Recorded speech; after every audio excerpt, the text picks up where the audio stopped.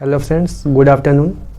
जैसा कि मैं आप लोगों को बताया था कि लीनियर प्रोग्रामिंग प्रॉब्लम और मैकेनिक्स के क्वेश्चंस जो है मैं सॉल्व कराऊंगा बीएससी सेकेंड ईयर मैथ्स के लिए जो है। Linear programming problem BSc maths में भी होता है और 12th लेवल में भी होता है, इंटरमीडिएट लेवल में भी होता है। तो मैं पहले जो है इंटरमीडिएट लेवल का कराऊंगा, उसके बाद जो है आगे के कोर्सेज के लिए बताऊँगा कि कैसे आपको क्वेश्चन सॉल्व करना है।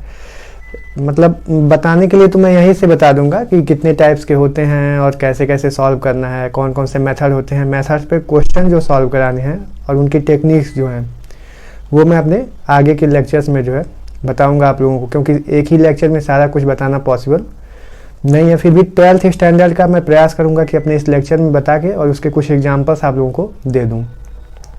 तो basically linear programming problem word से ही क्लियर होता है। लीनियर प्रोग्रामिंग प्रॉब्लम की लीनियर वर्ड से आप लोग लीनियर पॉलिनोमियल में पढ़े थे कि लीनियर क्या होता है।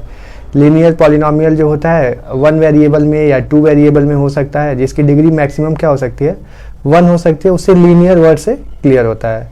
तो हमारी लाइफ में बहुत सारी प्रॉब्लम्स होती हैं। लीनियर प्रोग्रामिंग प्रॉब्लम जो है सबसे लेटेस्ट मैथमेटिक्स होती है जो है, इसलिए इसकी डिमांड भी काफ़ी ज़्यादा होती है। सभी लोगों के पास अपनी अपनी प्रॉब्लम्स होती हैं। वायर जोन से प्रॉब्लम्स होती हैं, हमारी रेगुलर प्रॉब्लम्स होती हैं, मैन्युफैक्चरिंग प्रॉब्लम होती है, डाइट प्रॉब्लम होती है और ट्रांसपोर्टेशन प्रॉब्लम होती है। मतलब टोटली कुल ये कह सकते हैं कि जो है सभी लोगों को होता क्या है कि कम से कम टाइम में जो है ज़्यादा से ज़्यादा वर्क कंप्लीट कर लें और कम से कम इन्वेस्टमेंट में जो है कम से कम इन्वेस्ट करके कम से कम इन्वेस्टमेंट में जो है ज़्यादा से ज़्यादा प्रॉफिट कमा लें या फिर ज़्यादा से ज़्यादा आउटपुट मिल जाए। या कह सकते हैं कि किसी भी वार को अगर जीतना है, वार जोन की बात करते हैं, तो हमारे पास जो रिसोर्सेज हैं वो सही समय पे सही जगह पे सही प्लेस पे अवेलेबल होने चाहिए, जिसके बेसिस पे जो है वार में उसको यूज किया जा सके या अपने प्रोडक्शन में मैन्युफैक्चरिंग के लिए यूज किया जा सके, सप्लाई करने के लिए ट्रांसपोर्टेशन में यूज किया जा सके। तो इन तरह से रिसोर्सेज का सही प्लेस पे सही टाइम से अवेलेबल होना काफ़ी जो है इम्पॉर्टेंट हो जाता है। लीनियर प्रोग्रामिंग प्रॉब्लम हम थोड़ा स्लो बता रहे हैं, कोई भी टॉपिक जो है तो आप लोग इसलिए बता रहे हैं कि आप कुछ लोग उसमें से नोट्स भी प्रिपेयर कर सकते हैं, या हम नोट्स तो PDF फॉर्मेट में अवेलेबल करा भी रहे हैं, जो कि डिस्क्रिप्शन में मेंशन लिंक है, वहाँ से आप विजिट करके और देख सकते हैं कि कहाँ पर है जो है, और आप पर्सनली कांटेक्ट भी कर सकते हैं कि कैसे क्या है।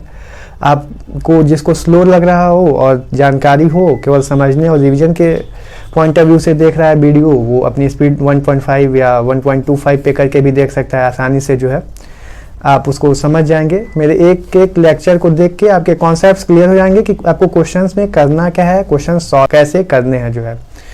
तो यहाँ पे जो है लीनियर प्रोग्रामिंग प्रॉब्लम को जो है सॉल्व करते हैं 2 वेरिएबल्स में। इंटरमीडिएट लेवल में मोर देन 2 वेरिएबल्स हो सकते हैं, डिसीजन वेरिएबल्स बोलते हैं जो है, तो उसके लिए ऑब्जेक्टिव फंक्शन वगैरह। तो पहले तो अपनी प्रॉब्लम को हम क्या करते हैं, लीनियर इक्वेशंस के फॉर्म में कन्वर्ट करते हैं। कुछ रिस्ट्रिक्शंस आती हैं, जैसे अपनी प्रॉब्लम्स या कोई भी प्रॉब्लम सॉल्व करने में बहुत सारी रिस्ट्रिक्शंस आती हैं। रिस्ट्रिक्शन या कंस्ट्रेंट्स कह सकते हैं, मतलब कि बाधाएं आती हैं, उन बाधाओं के साथ साथ हमको अपनी समस्याओं का जो है समाधान करना होता है। तो लीनियर प्रोग्रामिंग प्रॉब्लम की हेल्प से भी हम समाधान कर सकते हैं। लीनियर का मतलब क्या हो गया, जो है कि जिसकी डिग्री इक्वेशंस में कन्वर्ट करना, जिसकी हाईएस्ट पावर या डिग्री क्या हो 1 से ज़्यादा नहीं होनी चाहिए। तो यहाँ पे ये इसकी लिमिटेशंस भी हो जाती हैं जो है कि इसकी डिग्री 1 ही होनी चाहिए। और डिसीजन वेरिएबल्स, और यहाँ पे सिंगल ऑब्जेक्टिव फंक्शन लेके लीनियर प्रोग्रामिंग में हम लोग चलते हैं। तो यहाँ पे प्रॉब्लम यह भी इसकी लिमिटेशन हो जाती है कि एक से ज़्यादा जो है ऑब्जेक्टिव फंक्शन। हमारे यूजुअल लाइफ में हमारे पास कई सारे टारगेट होते हैं, मल्टीपल एम होती हैं, गोल होते हैं हमारे पास। तो वहाँ पे मोर देन 1 लीनियर प्रोग्रामिंग प्रॉब्लम की बात, लीनियर प्रोग्रामिंग प्रॉब्लम तो एक ही होती है, but objective function more than 1 होते हैं। तो गोल प्रोग्रामिंग प्रॉब्लम आती है, जो कि हायर लेवल में आगे जाने पे dynamic programming problem, goal programming problem, integer programming problem, ये सब सारी चीज़ें होती हैं, उसको भी स्टडी किया जाता है। फिलहाल यहाँ पे जो है लीनियर प्रोग्रामिंग प्रॉब्लम जो है सिंगल ऑब्जेक्टिव फंक्शन के साथ हम डिस्कस करेंगे जो है।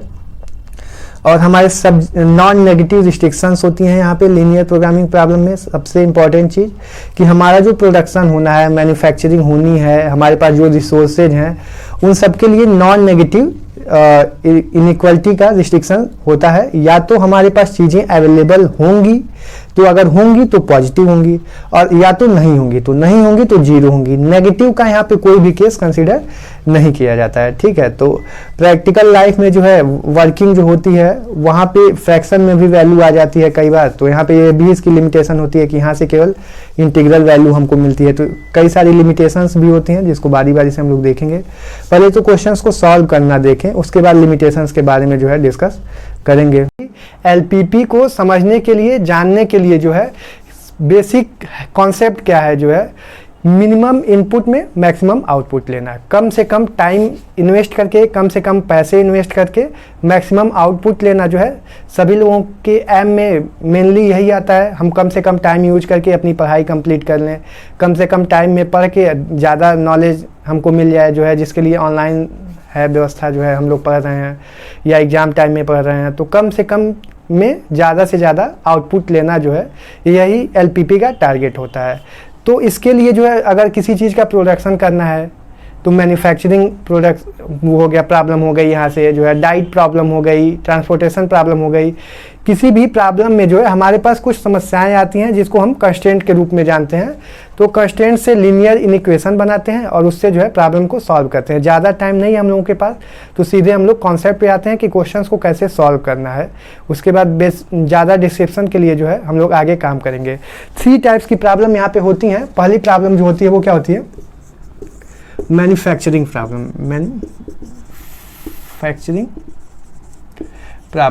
मैन्युफैक्चरिंग प्रॉब्लम्स के लिए भी हम क्या करेंगे? ऑब्जेक्टिव फंक्शन बनाएंगे, लीनियर ऑब्जेक्टिव फंक्शन, जिसमें जो है वेरिएबल्स चूज करते हैं x1, x2, x3 and so on xn, and decision variables इसको बोलेंगे जो है।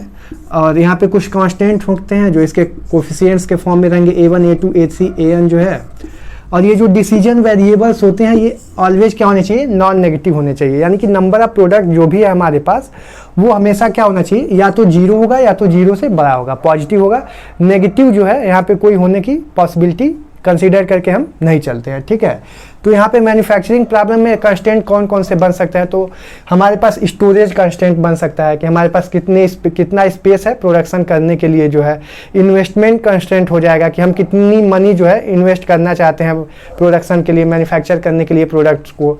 इसके बाद डाइट प्रॉब्लम आती है, सेकेंड जो आता है वो डाइट प्रॉब्लम्स आती हैं। डाइट प्रॉब्लम्स में क्या होता है कि हमारे पास किसी भी प्रोडक्ट का जो है अगर प्रोडक्शन करना है तो उसके लिए कितने उसमें प्रोटीन्स होने चाहिए, न्यूट्रिएंट्स जो है वो कितने होने चाहिए, तो प्रोटीन्स की मात्रा कितनी होनी चाहिए, ज़्यादा से ज़्यादा कितनी हो सकती है, कम से कम कितनी हो सकती है। फिर वहाँ पे कास्ट को क्या करना होता है? या तो मिनिमाइज करना होगा, जो हम कास्ट इन्वेस्ट करते हैं वो मिनिमाइज करेंगे। अगर प्रॉफिट की बात करेंगे तो प्रॉफिट जो है मैक्सिमाइज करना है। तो और टाइम जो लगाना है कम से कम टाइम लगाना है। तो अगर टाइम की बात करेंगे या इन्वेस्टमेंट कास्ट की बात करेंगे कि हम जो इन्वेस्टमेंट कर रहे हैं उसमें जो हम कास्ट लगा रहे हैं वो कम से कम होनी चाहिए, तो फंक्शन जो है मिनिमाइजेशन का होगा। या फिर अगर हमको प्रॉफिट चाहिए तो मैक्सिमाइजेशन का होगा। तो बेसिकली ऑब्जेक्टिव फंक्शन मैक्सिमाइज का भी हो सकता है, मिनिमाइज का भी हो सकता है। तो मैक्सिमाइज या मिनिमाइज का जो भी होगा, जब हम प्रॉब्लम सॉल्व करेंगे तो हमको उसके करस्पॉन्डिंग एक ऑप्टिमल सोल्यूशन मिलना चाहिए। तो यहाँ पे जो है ग्राफिकली अगर हम सॉल्व करेंगे तो केवल 2 वेरिएबल में सॉल्व करेंगे, जिसमें x और y चूज करते हैं, x एक्सिस और y एक्सिस के बेसिस पे, जो कि हम ग्राफिकली सॉल्व करते हैं। क्वाड्रेंट 4 क्वाड्रेंट होते हैं, तो x और y नॉन नेगेटिव होने की वजह से फर्स्ट क्वाड्रेंट में पूरे सोल्यूशन जो है वो लाई करते हैं। तो पहले फिजिबल सोल्यूशन और बेसिक फिजिबल सोल्यूशन ये सब क्या होते हैं, ये सब जानना होता है जो है। तो सोल्यूशन या फिजिबल सोल्यूशन होता क्या है?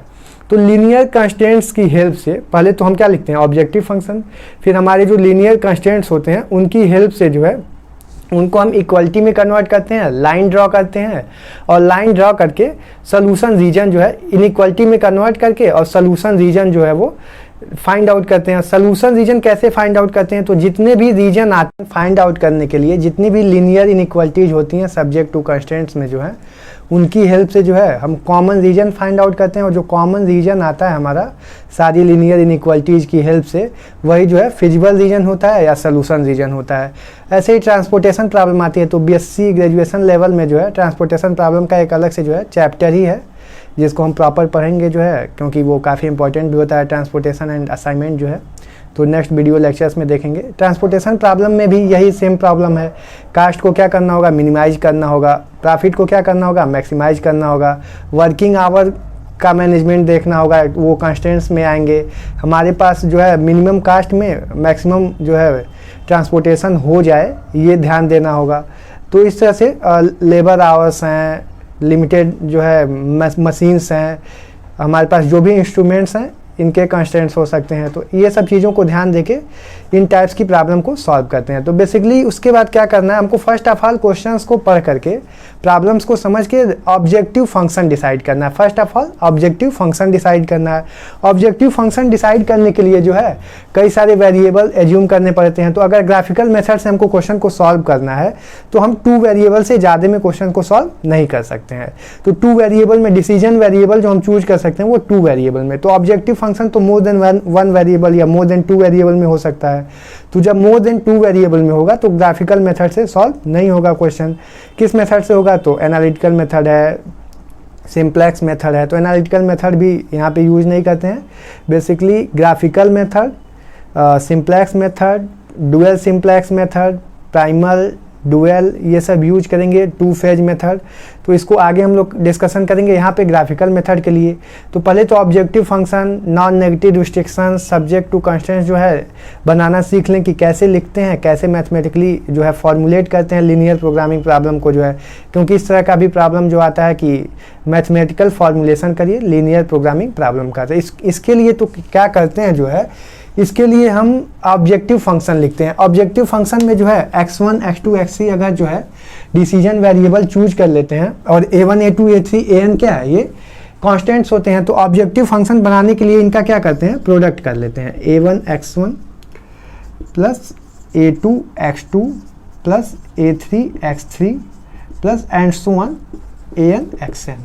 अब यहाँ पे जो डिसीजन वेरिएबल्स होते हैं हम वो फाइनाइट नंबर में ही हो सकते हैं, इनफाइनाइट नंबर में नहीं हो सकते हैं। और ये भी ध्यान देने की चीज़ है कि हमको जो फिजिबल रीजन मिलता है या सोल्यूशन रीजन मिलता है वो हमेशा क्या होता है, कॉन्वेक्स होता है, कॉन्वेक्स सेट होता है। तो कॉन्वेक्स सेट क्या होता है, ऑब्जेक्टिव फंक्शन लिखना बता लें तो फिर हम कॉन्वेक्स सेट के बारे में भी डिस्कस करते हैं। और ये भी ध्यान देने की चीज़ है कि हमारे पास जो लीनियर इनइक्वालिटी होती है, सब्जेक्ट टू कंस्ट्रेंट्स होते हैं, वो इक्वल टू इक्वेशन में भी हो सकते हैं, लेस देन टाइप के भी हो सकते हैं, ग्रेटर देन टाइप के भी हो सकते हैं, less or equal to type के भी हो सकते हैं, greater or equal to type के भी हो सकते हैं। तो डिफरेंट टाइप के हो सकते हैं, उससे कोई इशू नहीं है। अभी जो है हम लोग बीएससी ग्रेजुएशन लेवल में जाएंगे तो कैनोनिकल फॉर्म पढ़ेंगे, स्टैंडर्ड फॉर्म पढ़ेंगे।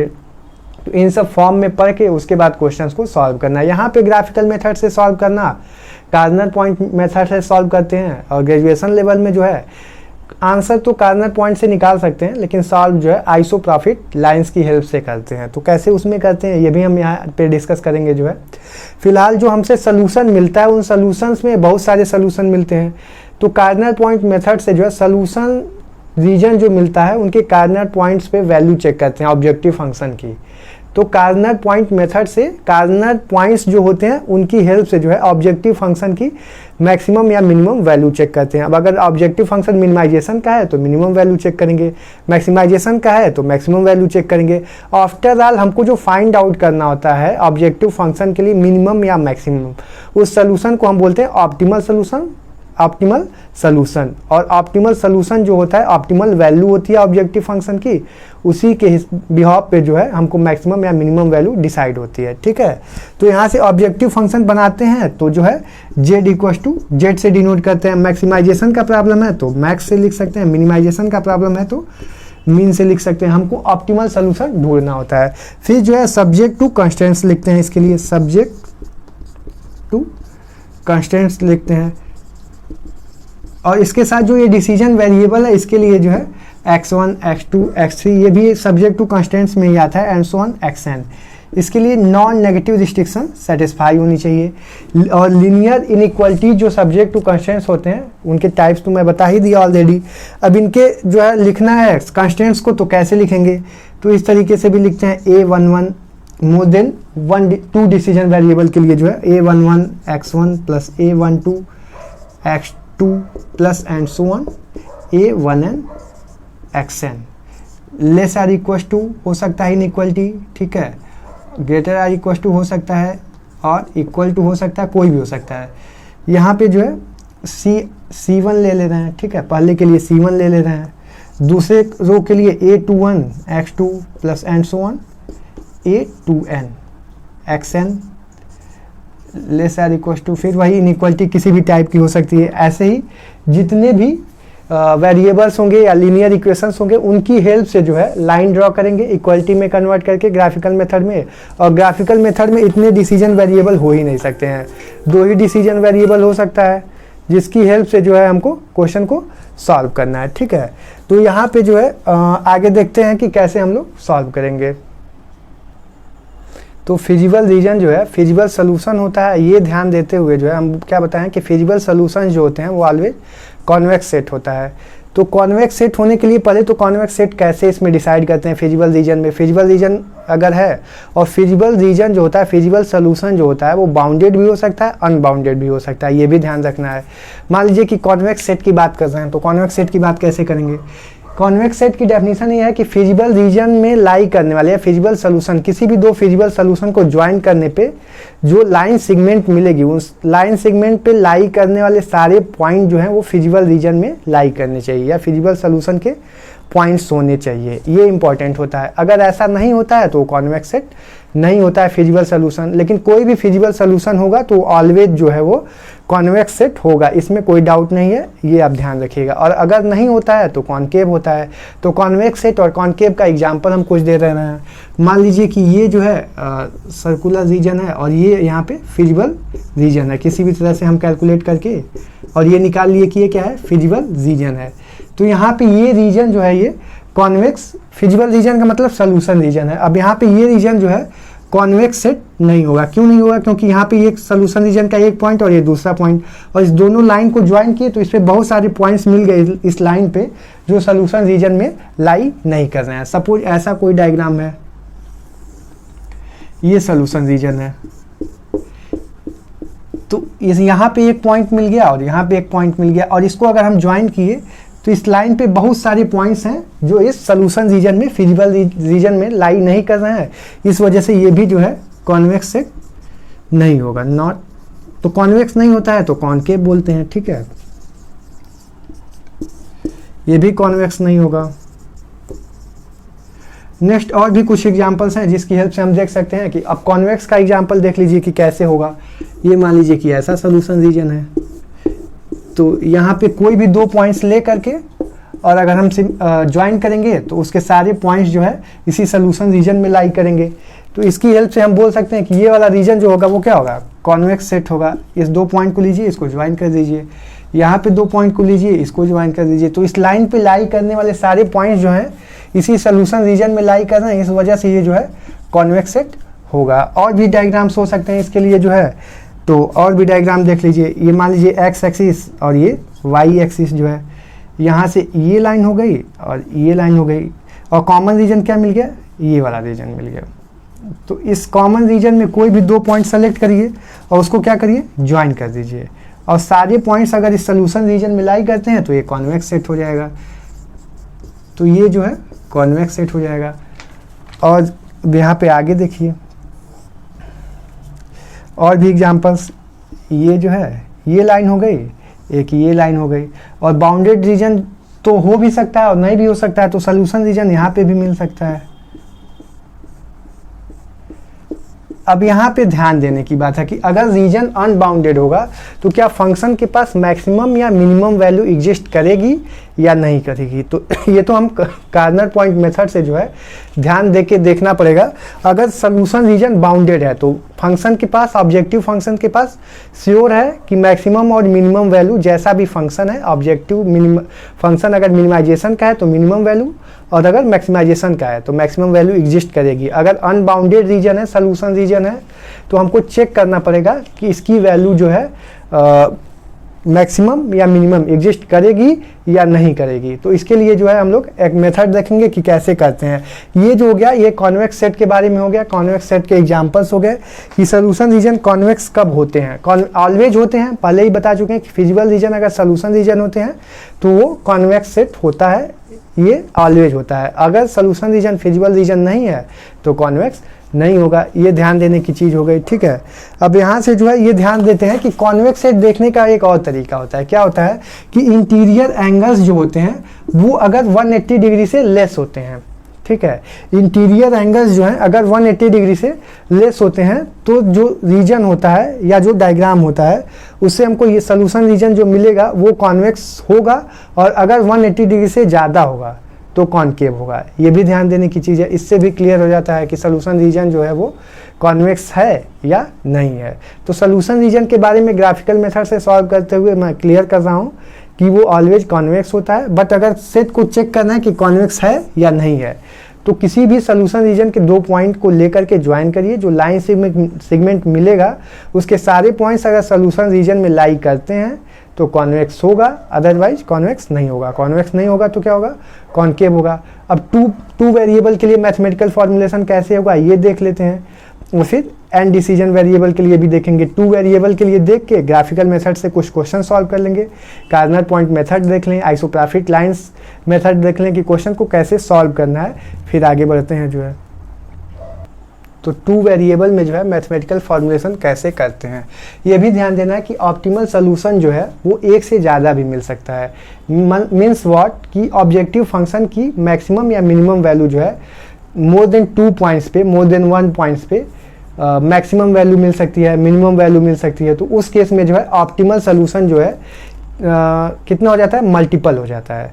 2 से ज़्यादा, एक इससे ज़्यादा तो क्या हो गया, मल्टीपल सोल्यूशन हो जाता है। ऑप्टिमल सोल्यूशन मल्टीपल होने के केस में दोनों ऑप्टिमल सोल्यूशन को हम क्या करते हैं, ज्वाइन कर देते हैं, और जो है वो भी सोल्यूशन रीजन में ही लाई करता है। और ऐसे केस में infinite number of optimal solution मिल जाते हैं। अगर किसी भी ऑब्जेक्टिव फंक्शन के पास मोर देन 1 ऑप्टिमल सोल्यूशन मिलता है तो उन दोनों सोल्यूशन को क्या करते हैं, ज्वाइन कर देते हैं दोनों पॉइंट्स को। और पॉइंट्स को ज्वाइन करने पे जितनी भी, अब चूंकि हम बताए हैं कि जो है फिजिबल रीजन या फिजिबल सोल्यूशन जो होता है ऑलवेज कॉन्वेक्स होता है, और उनको ज्वाइन करने पे जो लाइन मिलेगी इसका मतलब है कि सारे पॉइंट्स फिजिबल सोल्यूशन में ही लाई करेंगे। इस वजह से सारे पॉइंट्स जो हो जाते हैं वो क्या हो जाते हैं, ऑप्टिमल सोल्यूशन हो जाते हैं। तो यहाँ से ये क्लियर होगा कि इनफाइनाइट नंबर ऑफ सोल्यूशंस जो हैं वो ऑप्टिमल सोल्यूशन हो जाते हैं। मैथमेटिकल फॉर्मुलेशन कैसे करते हैं, अगर ऑब्जेक्टिव फंक्शन के लिए x और y दो जो है डिसीजन वेरिएबल चूज कर लेते हैं, जिसके लिए जो है नॉन नेगेटिव रिस्ट्रिक्शन सेटिस्फाई होनी चाहिए, तो ऑब्जेक्टिव फंक्शन हम बनाएंगे। कैसे बनाएंगे, वो मैक्सिमाइजेशन का भी हो सकता है और मिनिमाइजेशन का भी हो सकता है। यहाँ पे दो जो है कांस्टेंट लिए a और b, तो इससे ऑब्जेक्टिव फंक्शन क्या हो जाएगा, ax plus b into y. ये objective function, linear objective function जो है 2 डिसीजन वेरिएबल की हेल्प से। नॉन नेगेटिव रिस्ट्रिक्शन इसके लिए क्या हो जाएगी, x और y क्या होना चाहिए, नॉन नेगेटिव होना चाहिए, मीन्स व्हाट, पॉजिटिव होना चाहिए। और subject to constants, subject to constants, इसके लिए जो है लीनियर इनइक्वालिटीज बनती हैं। तो कैसे बनेंगी, अब यहाँ पे क्लियर करना पड़ेगा कि कैसे बनेंगी। यहाँ पे देखिए a eyes x plus b eyes y. अब ये inequality less or equal to हो सकती है, ग्रेटर आर इक्वल टू हो सकती है, लेस देन हो सकती है, ग्रेटर देन हो सकती है, इक्वल टू हो सकती है, कोई भी हो सकती है। तो मान लिया कि यहाँ पे सी आई है और इस इनइक्वालिटी के प्लेस पे कोई भी इनइक्वालिटी हो सकती है, लेस आर इक्वल टू और ग्रेटर आर इक्वल टू और लेस देन और ग्रेटर देन और इक्वल टू, कोई भी इनइक्वालिटी हो सकती है। बट यहाँ पे डिसीजन वेरिएबल x और y जो होगा वो क्या होना चाहिए, नॉन नेगेटिव। तो ये तो मैथमेटिकल फॉर्मुलेशन हो गया। यहाँ पे देखने में थोड़ा डिफिकल्ट लग सकता है, लेकिन अभी मैं क्वेश्चन ले करके और अगर सॉल्व कराऊंगा तो आपको दिखेगा जो है कोई प्रॉब्लम नहीं क्रिएट होगी, ठीक है। तो ये 2 वेरिएबल में मैथमेटिकल फॉर्मुलेशन हो गया। इसकी कुछ लिमिटेशंस देख लेते हैं कि एलपीपी कहाँ वर्क करेगी और कहाँ नहीं करेगी। तो लिमिटेशंस के बारे में मैं ऑलरेडी बताया हूँ, थोड़ा सा 1-2 पॉइंट बताया हूँ, कुछ और पॉइंट्स देख लेते हैं। कैसे करना क्या है कि यहाँ पे सिंगल ऑब्जेक्टिव फंक्शन होता है। पहला एक लिमिटेशन ये हो गई कि एलपीपी में सिंगल ऑब्जेक्टिव फंक्शन होता है, बट प्रैक्टिकली अगर हम देखेंगे रियल लाइफ में तो मोर देन 1 ऑब्जेक्टिव फंक्शंस होते हैं। इस वजह से जो है यहाँ पे एलपीपी फेल हो जाता है। तो ये इसकी लिमिटेशन है। जो है डिसीजन वेरिएबल जो है यहाँ पे हम इंटीग्रल वैल्यूज लेकर के सॉल्व करते हैं, कॉन्टिन्यूस वैल्यूज आ जाती हैं सॉल्व करने पे। बट इन प्रैक्टिकल जो है हमारा जो नंबर ऑफ मैन आवर है वो तो पॉइंट में आ सकता है, but number of person, number of labours या उन प्रोडक्ट का प्रोडक्शन, वो हमेशा इंटीग्रल वैल्यू आएगा। तो ये भी इसकी एक लिमिटेशन हो गई। सम जो होता है, टोटल सम जो आता है वो ऑलवेज जो होता है लेस देन हो सकता है सम किसका, नंबर ऑफ प्रोडक्शन जो होता है वो हमेशा क्या होगा, टोटल नंबर ऑफ प्रोडक्शन से लेस देन होता है। तो वहाँ पे उसकी वो भी लिमिटेशंस हो जाती है। और भी बहुत सारी लिमिटेशंस होती हैं एलपीपी की, तो आप प्रॉपर देख लीजिए, हमारे पीडीएफ में जो है अवेलेबल है। लिमिटेशंस के बारे में प्रॉपर हम डिस्कस किए हैं। क्वेश्चंस कैसे सॉल्व करते हैं इसके बारे में देखते हैं जो है कि क्वेश्चंस को कैसे सॉल्व करेंगे, ठीक है। तो क्वेश्चन सॉल्व करने के लिए रूल्स समझना बहुत इंपॉर्टेंट है कि किस रूल से जो है हम क्वेश्चन को सॉल्व कर सकते हैं। तो कॉर्नर पॉइंट मेथड से क्वेश्चन सॉल्व करते हैं ग्राफिकल मेथड में सॉल्व करने के लिए। उसके लिए 2 फंडामेंटल थ्योरम्स होते हैं, उसको ध्यान रखना बहुत आवश्यक होता है।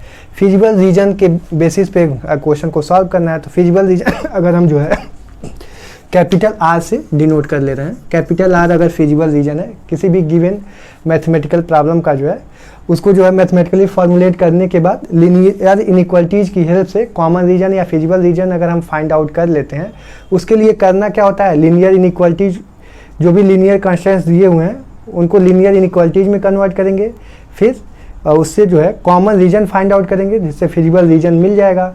और फिजिबल रीजन से जो है उनका जो है कार्नर पॉइंट फाइंड आउट करेंगे। अगर फिजिबल रीजन बाउंडेड भी हो सकता है, अनबाउंडेड भी हो सकता है।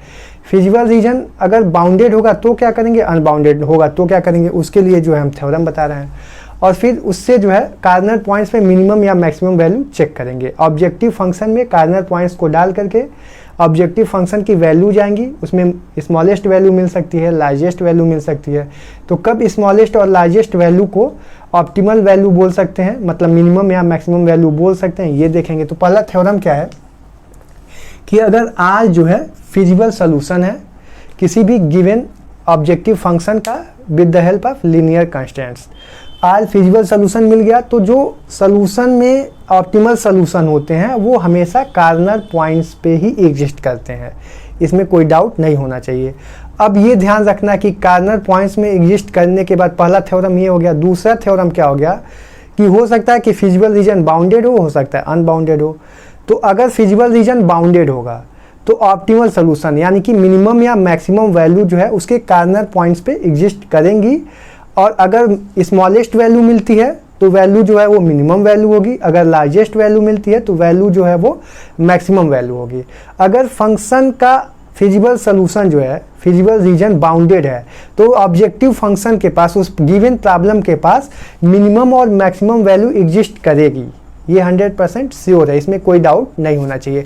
अगर फिजिबल रीजन अनबाउंडेड है उस केस में क्या देखेंगे, उस केस में फंक्शन की मिनिमम या मैक्सिमम वैल्यू एग्जिस्ट कर भी सकती है और नहीं भी कर सकती है। तो उसको देखना है कि कैसे उसका रीजन जो है हम फाइंड आउट करेंगे। तो फर्स्ट ऑफ ऑल हम क्या करते हैं, लीनियर इनइक्वालिटीज की हेल्प से जो है सोल्यूशन रीजन फाइंड आउट करते हैं, फिर कार्नर पॉइंट्स पे ऑब्जेक्टिव फंक्शन की स्मॉलेस्ट या लार्जेस्ट वैल्यू फाइंड आउट करते हैं। सोल्यूशन रीजन अगर बाउंडेड है तब तो हमारा प्रॉब्लम सॉल्व हो गया।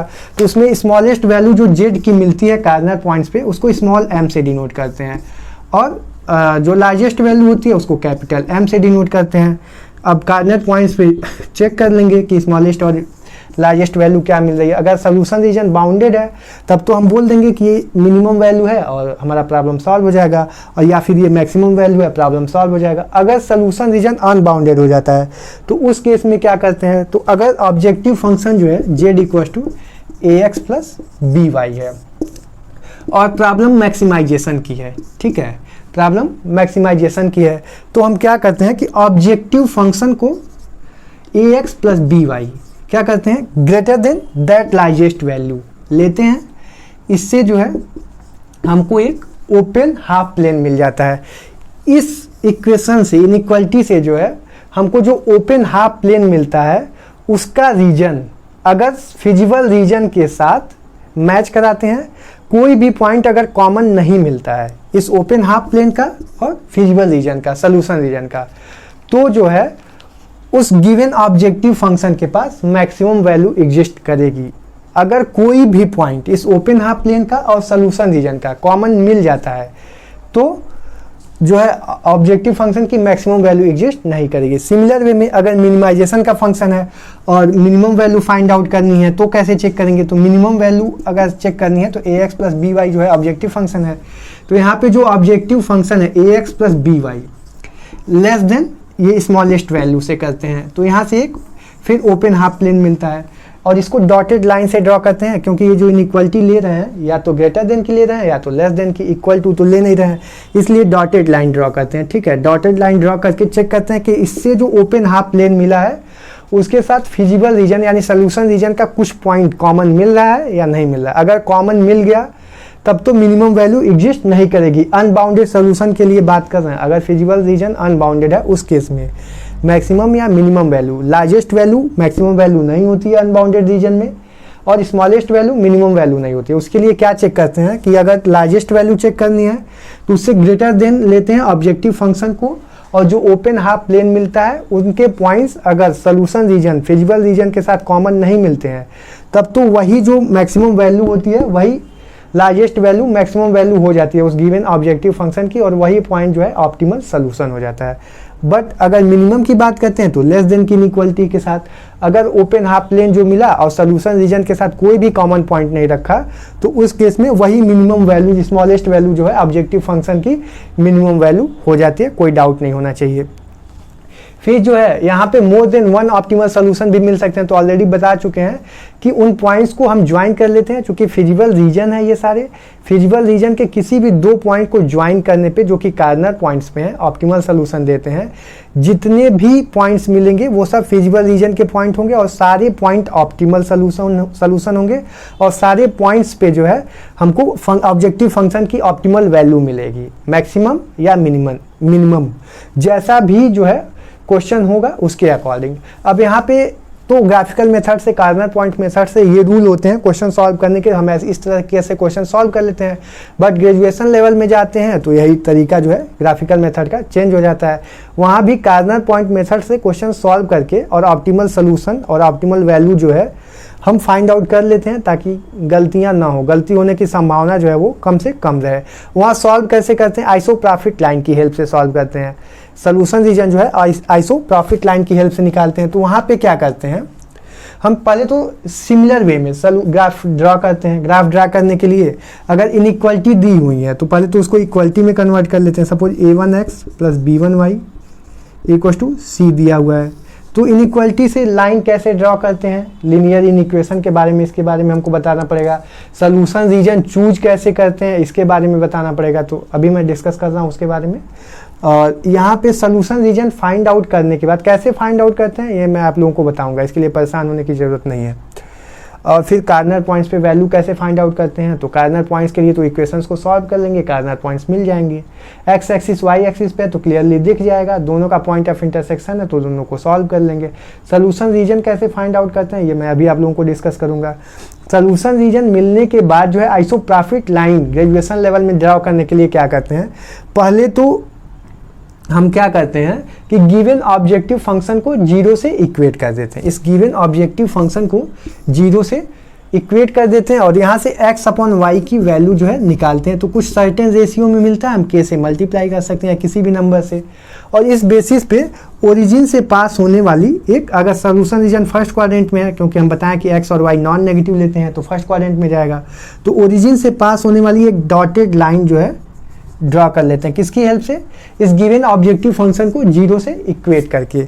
इसके बाद इसी से पैरेलल, ठीक है, अगर मैक्सिमाइजेशन का प्रॉब्लम है तो इसी से पैरेलल सोल्यूशन रीजन से होते हुए आइसोप्रॉफिट लाइंस ड्रॉ करते जाते हैं, पैरेलल लाइंस ड्रॉ करते जाते हैं। सॉरी, आइसोप्रॉफिट लाइन कब बोलते हैं, तो इसको ड्रॉ करते जाएंगे अगर सोल्यूशन रीजन बाउंडेड है तो एक ऐसा समय आएगा, मतलब फर्देस्ट जाते हैं, यानी कि ओरिजिन से, यानी कि इस ओरिजिन से पास करने वाली लाइन से पैरेलल लाइन ड्रॉ करते हैं थ्रू सोल्यूशन रीजन, और तब तक ड्रॉ करते हैं जब तक कि उसके एक्सट्रीम पॉइंट से वो पास न करे।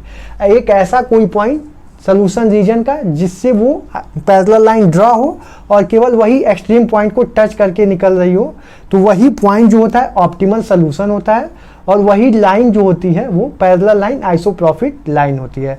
अगर ये ऐसा तब करते हैं जब वो मैक्सिमाइजेशन का प्रॉब्लम होता है। अगर मिनिमाइजेशन का प्रॉब्लम है तो उस केस में क्या करते हैं कि हम ओरिजिन से पास करने वाली लाइन तो ड्रॉ कर लेते हैं, उसके बाद जो है पैरेलल लाइन उससे ड्रॉ करते हैं सॉल्यूशन रीजन से पास होते हुए, और फर्देस्ट न जाते हुए मिनिमाइजेशन के प्रॉब्लम में वो पैरेलल लाइन जो है हम टुवर्ड्स द ओरिजिन ड्रॉ करते हुए चले जाते हैं, और तब तक करते हैं एक्सट्रीम पॉइंट तक करते हैं, जब तक सोल्यूशन रीजन का एक्सट्रीम पॉइंट नहीं मिलता है जिस पे केवल वो लाइन जो है टच करके सोल्यूशन रीजन को निकल रही हो।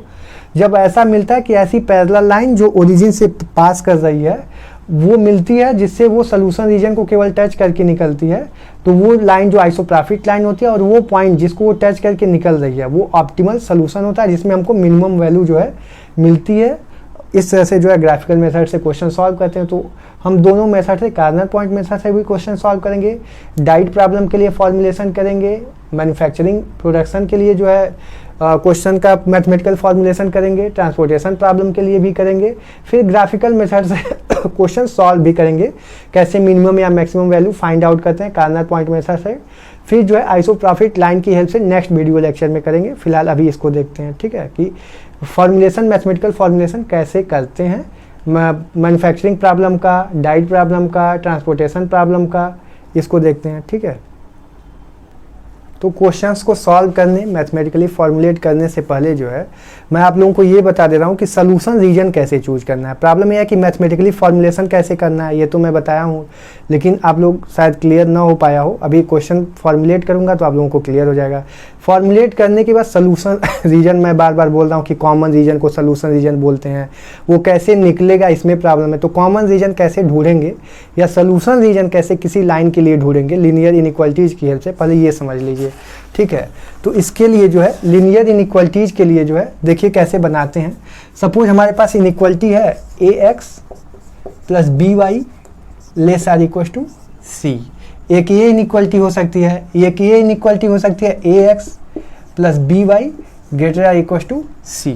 अब यहाँ पे जो है इससे हम डायरेक्टली देख करके भी बता सकते हैं कि सोल्यूशन रीजन क्या होगा, और बिना देखे जो है ऐसे वैल्यू डाल के चूज करके भी देख सकते हैं कि solution region lower half plane होगा या अपर हाफ प्लेन होगा। जो है यहाँ पे जो दो इनइक्वालिटी है, लेस आर इक्वल टू की टाइप की हो सकती है, greater or equal to type की हो सकती है, लेस देन भी हो सकती है, ग्रेटर देन भी हो सकती है, मतलब इक्वल टू हो भी सकता है, नहीं भी हो सकता है। तो मैं एक बार डिस्कस भी किया हूँ, दोबारा से बता दे रहा हूँ कि अगर लेस देन या ग्रेटर देन की इनइक्वालिटी होगी तो हम जो है सोल्यूशन रीजन फाइंड करने के लिए डॉटेड लाइन ड्रॉ करेंगे इस इनइक्वालिटी के करस्पॉन्डिंग। इसको हम इक्वालिटी में कन्वर्ट करेंगे, ax plus by equal to c, और इसको भी इनइक्वालिटी को जो है इक्वेशन में कन्वर्ट करेंगे, ax plus by equal to c। और यहाँ पे ये x एक्सिस हो गई, ये y एक्सिस हो गई, ये ओरिजिन हो गया जो है 0 0। अब यहाँ पे मान लीजिए कि ये लाइन यहाँ पे हो सकती है, ये लाइन नीचे भी हो सकती है, ऊपर भी हो सकती है। ये जो प्लेन होगा ये फर्स्ट हो गया, ये सेकेंड हो गया, सेकेंड रीजन हो गया।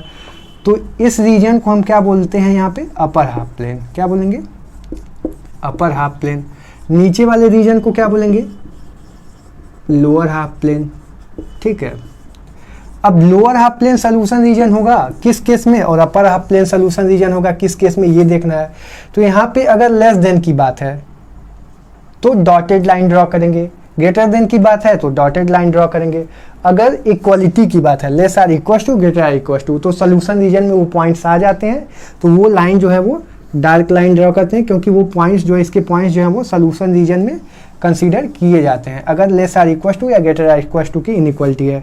तो यहाँ पे देखना है कि अब ये वाला रीजन, अब लाइन डिसाइड करेगी कि इसके ऊपर का रीजन सोल्यूशन रीजन है या नीचे वाला रीजन सोल्यूशन रीजन है, ठीक है। इसके लिए हम क्या करेंगे, अभी क्वेश्चंस की हेल्प से बताएंगे तो और क्लियर हो जाएगा। वैसे देखते ही केस डिस्कस कर रहे हैं कि कैसे हम डिसाइड करेंगे कि लोअर हाफ प्लेन होगा या अपर हाफ प्लेन होगा। सपोज इससे पहले जो है हम बता दे रहे हैं कि अगर लाइन की केवल बात होती है कि line parallel to x axis है और यहाँ पे x equal to a line है, और इनइक्वालिटी कौन सी है, x less or equal to a, तो इस केस में लेफ्ट हाफ प्लेन हो जाएगा। अगर इनइक्वालिटी क्या है, x greater or equal to a, तो इस केस में राइट हाफ प्लेन हो जाएगा। अगर लोअर हाफ प्लेन या अपर हाफ प्लेन, इस केस में भी बात कर सकते हैं कि अगर y एक्सिस के पैरेलल, x एक्सिस के पैरेलल लाइन है तो y equal to b line हो गई। और यहाँ पे इनइक्वालिटी अगर y greater or equal to b दी हुई है तो इसके ऊपर वाला रीजन सोल्यूशन रीजन हो जाएगा, y equal to b line के ऊपर वाला रीजन जो है सॉल्यूशन रीजन हो जाएगा। अगर y less or equal to b की इनइक्वालिटी दी हुई है तो y equal to b line के नीचे वाला रीजन जो है वो सॉल्यूशन रीजन हो जाएगा। तो इसके लिए कंफ्यूज होने की आवश्यकता नहीं है, मैं एक बार और दोबारा से आप लोगों को इसको बता दूंगा। पहले ये देखिए केस, अगर यहाँ पे b की वैल्यू, यहाँ पे दो केस बनेगा, ठीक है। हम y अगर लेस आर इक्वल टू की इनइक्वालिटी है तो b पे चेक करते हैं y का कोफिशिएंट पॉजिटिव है या नेगेटिव है, दो केस। x के कोफिशिएंट से मतलब नहीं है, y के कोफिशिएंट की बात कर रहे हैं। हो सकता है पॉजिटिव हो सकता है नेगेटिव हो। अगर y का कोफिशिएंट b पॉजिटिव है और ये लेस देन की इनइक्वालिटी है तो ये बस एक ट्रिक है समझने का, लेस देन की इनइक्वालिटी है तो लेस देन को हम नेगेटिव से एज्यूम करेंगे, क्योंकि ये कांस्टेंट है, जीरो भी ले सकते हैं। तो लेस देन को हम बेसिकली क्या मानेंगे, नेगेटिव, और b क्या है, पॉजिटिव। तो ये पॉजिटिव और ये नेगेटिव मिला करके क्या हो गया, ओवरऑल नेगेटिव। तो नेगेटिव से सेंस क्या लेंगे, लोअर हाफ प्लेन। क्या लेंगे, लोअर हाफ प्लेन। किस केस में, अगर यहाँ लेस देन की इनइक्वालिटी है और b क्या है, पॉजिटिव है, तो b पॉजिटिव और ये लेस देन की वजह से नेगेटिव, पॉजिटिव और नेगेटिव मिला के negative, this means lower half plane. ठीक है, ये बस ट्रिक है। आप बोलिए लेस देन का मतलब कोई जरूरी तो है नहीं कि नेगेटिव होगा, हो सकता है 5 से छोटा 4 हो तो पॉजिटिव। तो बस ट्रिक बता रहे हैं कि इसको लेस देन है तो हम नेगेटिव कंसीडर कर रहे हैं, जिससे रीजन निकाल पाएँ बस। अगर लेस देन की इनइक्वालिटी है टोटल और यहाँ पे b की वैल्यू नेगेटिव है तो लेस देन की इनइक्वालिटी और b की वैल्यू क्या हो गई, लेस देन का मतलब क्या हो गया, नेगेटिव, और b की वैल्यू भी नेगेटिव, तो नेगेटिव नेगेटिव मिला के क्या हो गया, पॉजिटिव। तो इस केस में जो है पॉजिटिव का मतलब क्या हो गया, अपर हाफ प्लेन। ठीक है, upper half plane means what, इस लाइन के नीचे का रीजन या लाइन के ऊपर का रीजन। लाइन के नीचे का रीजन क्या हो गया, लोअर हाफ प्लेन, और ऊपर का रीजन क्या हो गया, अपर हाफ प्लेन। अगर ग्रेटर देन की इनइक्वालिटी है तो सेम वे में b की वैल्यू देखेंगे, अगर पॉजिटिव और ग्रेटर देन की इनइक्वालिटी तो पॉजिटिव पॉजिटिव मिला के पॉजिटिव, तो अपर हाफ प्लेन। अगर b की वैल्यू क्या है, लेस देन 0 है, नेगेटिव, तो ये नेगेटिव और ये पॉजिटिव मिला के नेगेटिव, यानी कि लोअर हाफ प्लेन। इस तरह से भी चेक कर सकते हैं। एक रीजन हो गया। दूसरी चीज हो गई कि अगर आपको कुछ भी समझ में नहीं आ रहा है कि ऐसे क्या करना है, तो इस लाइन के नीचे का कोई भी पॉइंट, यहाँ इस प्लेन में कोई भी पॉइंट ले करके और इस लाइन वाली इनइक्वालिटी में डाल दीजिए। अगर लेस देन की है या ग्रेटर देन की, जो भी है, इसके नीचे का कोई भी एक पॉइंट, मान लीजिए इसके नीचे 0 0 है, गिवन इनइक्वालिटी में 0 0 डाल दीजिए। अगर गिवन इनइक्वालिटी को सेटिस्फाई कर रहा है तो इस लाइन के नीचे वाला रीजन सॉल्यूशन रीजन होगा, और अगर नहीं सेटिस्फाई कर रहा, हो सकता है कि नहीं सेटिस्फाई कर रहा हो, तो इसके ऊपर वाला रीजन जो होगा वो सॉल्यूशन रीजन होगा। Suppose 2x + 3y less or equal to -3 दे दिया। ठीक है, यहाँ पे इसके नीचे कौन सा रीजन है, पॉइंट है 0 0 है, या कोई भी पॉइंट लेके डाल सकते हैं। सपोज 0 0 डाले तो ये क्या हो गया, 0 + 0 लेस आर इक्वल टू -3। अब 0 जो है -3 से छोटा होता है, ये पॉसिबल है, नहीं होता है, नहीं पॉसिबल है। इसका मतलब कि ये पॉइंट इस गिवन इनइक्वालिटी को सेटिस्फाई नहीं किया, मीन्स इस लाइन के नीचे वाला रीजन सॉल्यूशन रीजन नहीं होगा, इसका जस्ट अपोजिट रीजन जो होगा वो सॉल्यूशन रीजन होगा। ये भी एक तरीका है सॉल्यूशन रीजन फाइंड आउट करने का। तो ये और भी आसान तरीका है, कुछ भी साइन या तो साइन देख लीजिए, देखिए लेस देन की इनइक्वालिटी है, ठीक है, और b पॉजिटिव है, तो पॉजिटिव और लेस देन मिला के नेगेटिव, यानी कि लोअर हाफ प्लेन जो हो गया। तो इस तरह से भी सॉल्यूशन रीजन निकाल सकते हैं। तो यहाँ पे आपको बस यही देखना है कि सॉल्यूशन रीजन कैसे फाइंड आउट करेंगे। अब क्वेश्चंस को देखते हैं कि मैथमेटिकली कैसे फॉर्मुलेट करेंगे और उनका जो है ग्राफिकल मेथड से ऑप्टिमल सॉल्यूशन कैसे फाइंड आउट करेंगे। तो अब हम लोग जो है क्वेश्चंस देखते हैं। 5 क्वेश्चंस है मेरे पास। एक मैन्युफैक्चरिंग प्रॉब्लम का क्वेश्चन है, एक डाइट प्रॉब्लम का क्वेश्चन है, मैथमेटिकल फॉर्मुलेशन है तीनों का, एक ट्रांसपोर्टेशन प्रॉब्लम का क्वेश्चन है, उसके बाद जो है एक क्वेश्चन ग्राफिकल। सबको हम ग्राफिकल मेथड से सॉल्व करके आपको सॉल्यूशन रीजन बता देंगे सारे क्वेश्चंस के साथ जो है। तो आप कार्डिनल पॉइंट से वैल्यू डाल के और मिनिमम या मैक्सिमम वैल्यू चेक कर सकते हैं। उसके बाद जो एक अनबाउंडेड रीजन के लिए जो है एक क्वेश्चन सॉल्व कर देंगे, जिससे आपकी सारी प्रॉब्लम जो है 12th स्टैंडर्ड से रिलेटेड और ग्रेजुएशन लेवल से रिलेटेड तो मैं कल नेक्स्ट लेक्चर में जो है डिस्कस करूंगा आइसोप्रॉफिट लाइन के थ्रू और डिफरेंट मेथड से कैसे कैलकुलेट करते हैं। ठीक है, तो यहाँ पे मैं पहले क्वेश्चन पढ़ दे रहा हूँ और आपको इसके PDF सॉल्यूशन के लिए जो है डिस्क्रिप्शन में लिंक मेंशन है, वहाँ से विजिट करके देख सकते हैं। अगर आपको कोई असुविधा होती है तो हमसे कॉन्टैक्ट करके जो है पर्सनली ले भी सकते हैं। और क्वेश्चन मैं पढ़ रहा हूँ, आप चाहें तो नोट भी कर सकते हैं, तो आपके पास ये भी चॉइस है। क्वेश्चन क्या है, मैन्युफैक्चरर प्रॉब्लम है। Manufacturer produce nuts and bolts. ठीक है, manufacturer produce nuts and bolts for industrial machinery. It takes 1 hour of work of on machine A and 3 hours on machine B, ठीक है, to produce a package of nut. Nut के production के लिए, नट के एक product के production के लिए जो है ये मशीन ए पे कितना टाइम ले रहा है, 1 आवर का टाइम ले रहा है, और मशीन बी पे कितने टाइम ले रहा है, 3 आवर्स का टाइम ले रहा है। इसी तरह से बोल्ट के प्रोडक्शन के लिए, बोल्ट के एक पैकेट के प्रोडक्शन के लिए जो है मशीन ए पे जो है 3 आवर्स का टाइम ले रहा है और मशीन बी पे 1 आवर का टाइम ले रहा है। इसके वजह से, और उसके बाद जो है एक पैकेट के प्रोडक्शन पे, नट के एक पैकेट के प्रोडक्शन पे उसको 2.5 रुपीज़ का प्रॉफिट हो रहा है, और बोल्ट के एक पैकेट के प्रोडक्शन पे 1 रुपीज़ का प्रॉफिट हो रहा है। तो ये प्रॉब्लम जो है मैक्सिमाइजेशन की प्रॉब्लम है, और आपको ये बताना है, मैथमेटिकली फॉर्मुलेट करना है और ये बताना है कि इस ऑब्जेक्टिव फंक्शन में जो मैन्युफैक्चरर कंपनी है उसको कितना प्रोडक्शन करने पे कितना प्रॉफिट होगा। इसके लिए जो है टाइम का कंस्ट्रेंट्स भी दिया हुआ है कि ईच मशीन जो है 12 आवर से ज़्यादा वर्क नहीं कर सकती है। अब एक मशीन 12 आवर से ज़्यादा वर्क, मशीन ए भी 12 आवर से ज़्यादा वर्क नहीं कर सकती और मशीन बी भी 12 आवर से ज़्यादा वर्क नहीं कर सकती है। तो मैं क्या बताया हूँ यहाँ से, पहले तो ऑब्जेक्टिव फंक्शन बनाना पड़ेगा। फर्स्ट ऑफ ऑल मैं सबसे पहले बताऊँ ऑब्जेक्टिव फंक्शन कैसे बनाएंगे। तो मैक्सिमाइजेशन का प्रॉब्लम है, प्रॉफिट मैक्सिमाइज करना है। तो नंबर ऑफ नट्स के पैकेट का प्रोडक्शन कितना होगा वो हम एक्स मान ले रहे हैं, बोल्ट्स के पैकेट का प्रोडक्शन कितना होगा वाई मान ले रहे हैं। पहली प्रॉब्लम जो है number of production of package of nuts, ये क्या एज्यूम कर ले रहे हैं एक्स। सिमिलर वे में number of production of package of bolts क्या मान ले रहे हैं वाई मान ले रहे हैं। अब देखिए प्रॉपर लैंग्वेज लिखने के लिए जो है ये हमारे पीडीएफ सोल्यूशन से आप देख सकते हैं क्वेश्चन में कैसे एज्यूम करके और क्वेश्चन स्टार्ट करके कंप्लीट करना है, ये मैं आप लोगों को प्रॉपर वे में बता रहा हूँ।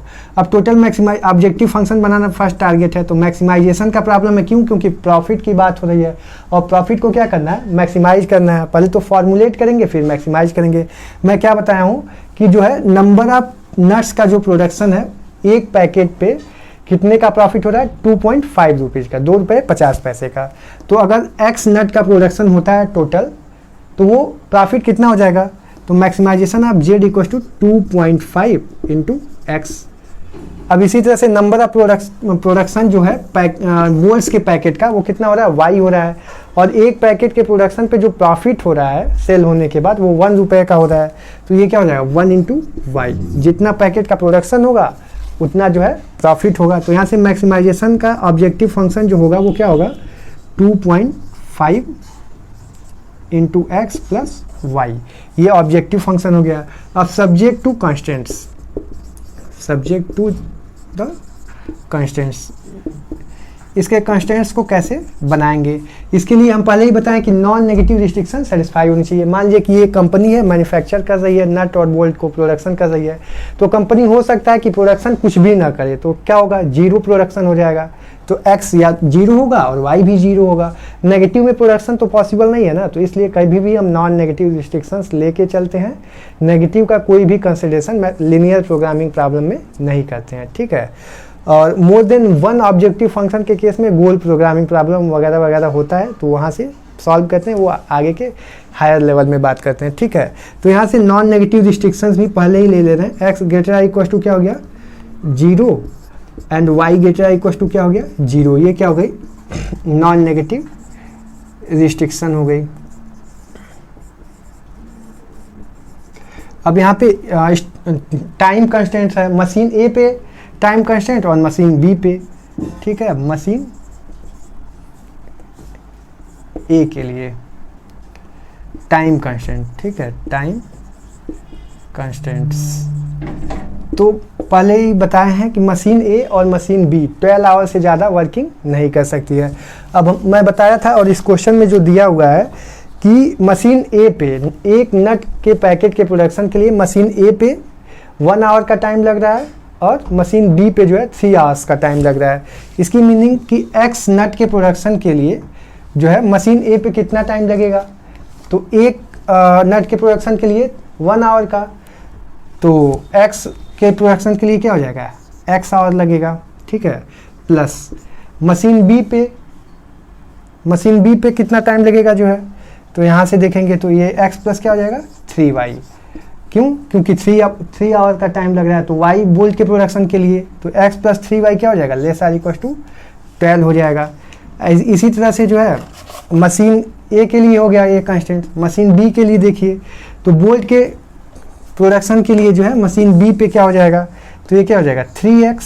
क्यों? क्योंकि नंबर ऑफ प्रोडक्शन जो है कितना है, नट्स का कितना है x, और उसके पास टोटल टाइम कितना है, मशीन बी के पास 12 आवर का टाइम है।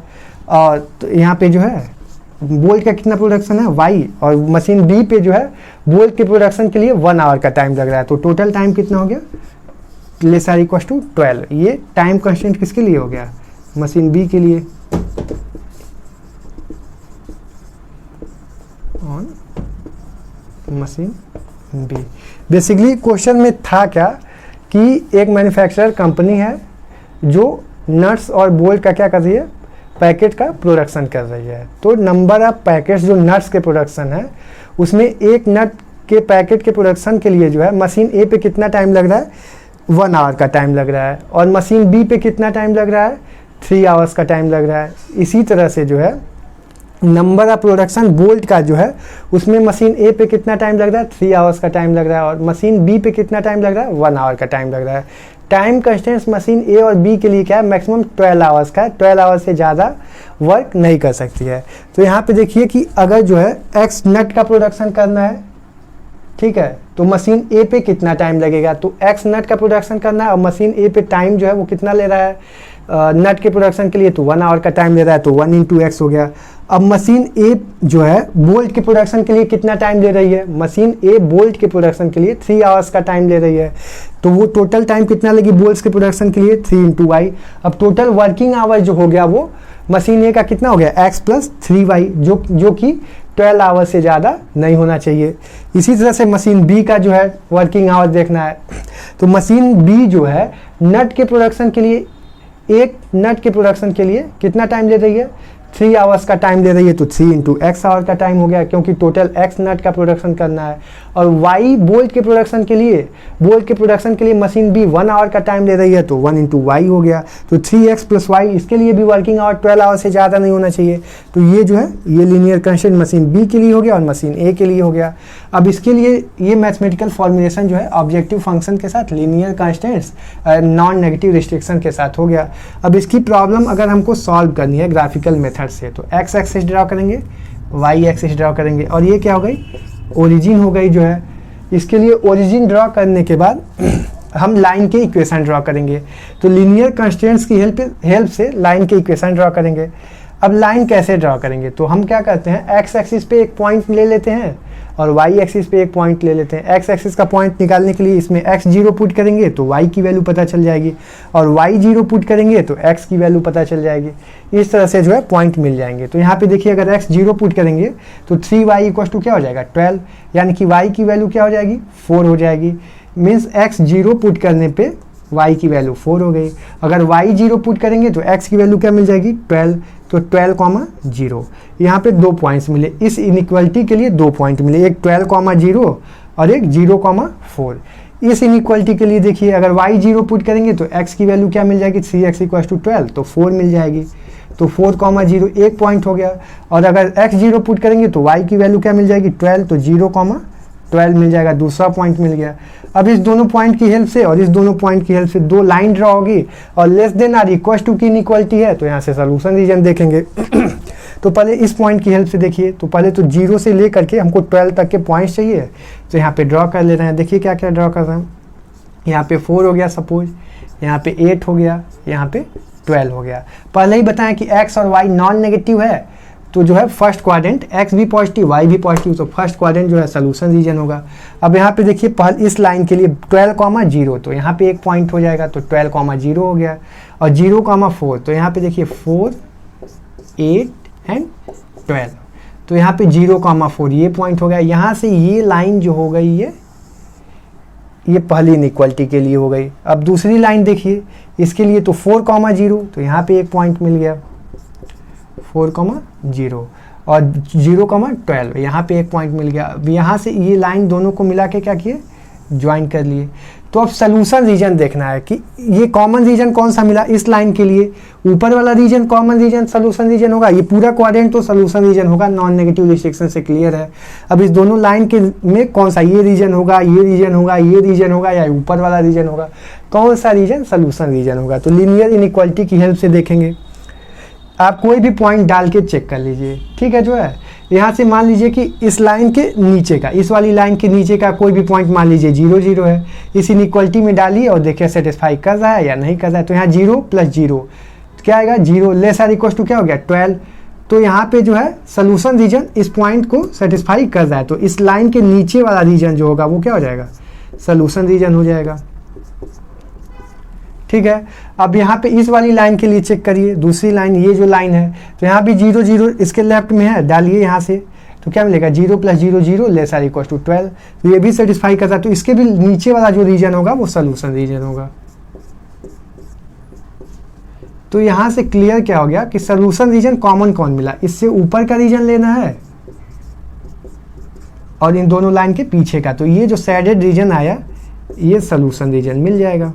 अब सोल्यूशन रीजन में देखिए कार्नर पॉइंट्स क्या क्या मिले, एक तो 0 0 मिल गया, ठीक है। यहाँ पे ये 0 O मान लेते हैं, इसको A मान लेते हैं, ये 4, 0 मिल गया, यहाँ पे 0, 4 मिल गया, तो इसको B मान लेते हैं, और यहाँ पे एक पॉइंट ऑफ इंटरसेक्शन मिला। दोनों लाइन को सॉल्व करेंगे, इसको C मान ले रहे हैं, इसका पॉइंट ऑफ इंटरसेक्शन जो है हमको मिल जाएगा। तो इससे हमको ये कार्नर पॉइंट्स मिल गया, ये रीजन क्या मिल गया, बाउंडेड मिल गया। तो बाउंडेड मिल गया तो श्योर है कि मैक्सिमम या मिनिमम वैल्यू जो है एग्जिस्ट करेगी, मैक्सिमाइजेशन का फंक्शन है। तो ये कार्नर पॉइंट्स को गिवन ऑब्जेक्टिव फंक्शन में डालेंगे बारी बारी से, x और y के प्लेस पे। एक बार किसको डालेंगे 4, 0 को, एक बार 0 0 को, एक बार ये c वाले पॉइंट को, एक बार b वाले पॉइंट को 0, 4 को। तो 4 ऑब्जेक्टिव फंक्शन की वैल्यू मिलेगी, इसमें से जो सबसे लार्जेस्ट वैल्यू होगी वही जो है इस फंक्शन का ऑप्टिमल सोल्यूशन होगा और वही वैल्यू ऑप्टिमल वैल्यू होगी, ठीक है। यहाँ पे c पॉइंट जो है इसका क्या मिलेगा ये मैं आप लोगों को बता देता हूँ। b पॉइंट सॉल्व करेंगे तो सॉल्व करने से जो मिलेगा ये यहाँ पे आप सिंप्लीफाई करके देख लीजिएगा। जो है यहाँ से करना क्या पड़ेगा, 3 से मल्टीप्लाई करिएगा 3x हो जाएगा और ये 9y हो जाएगा, ये माइनस करेंगे कैंसिल हो जाएगा। तो 9y में से ये y माइनस होगा तो 8y मिल जाएगा, और ये 36 में से 12 माइनस करेंगे तो क्या मिलेगा 24। तो 8y इक्वल टू 24, y की वैल्यू क्या, तो जो है इस तरह से आपको मिल जाएगा। सिंप्लीफाई करके देख लीजिएगा कि कौन सा पॉइंट मिल रहा है, c का जो भी कोऑर्डिनेट होगा हो सकता है इसी पे ऑप्टिमल सोल्यूशन मिल जाए, क्योंकि आइसोप्रोफिट लाइन की हेल्प से अगर सॉल्व करते हैं, एक तो ऑब्जेक्टिव फंक्शन को 0 से इक्वेट करके जब लाइन ड्रॉ करेंगे तो ऐसी कोई ओरिजिन से पास कर होने वाली लाइन ड्रॉ होगी, और इसके पैरेलल सोल्यूशन रीजन से होने वाली ये लाइंस ड्रॉ करेंगे, तो यहाँ से एक आइसोप्रोफिट लाइन सबसे एक्सट्रीम पॉइंट से ड्रॉ होगी, तो यही ऑप्टिमल सोल्यूशन मिलना चाहिए। ये ग्राफिकली हमको दिख रहा है, फिर भी आप इसका पॉइंट का इंटरसेक्शन निकाल के दोनों लाइन को सॉल्व करके और इससे कार्नर पॉइंट मेथड से भी सॉल्व करके निकाल सकते हैं। आइसोप्रोफिट लाइन की हेल्प से ग्रेजुएशन लेवल में जो है होता है, और यहाँ से जो है आइसोप्रोफिट लाइन की हेल्प से और कार्नर पॉइंट में केवल पॉइंट डालेंगे और ऑब्जेक्टिव फंक्शन की वैल्यू जो है अगर लार्जेस्ट है और बाउंडेड रीजन है ये, तो वो मैक्सिमम वैल्यू मिल जाएगी।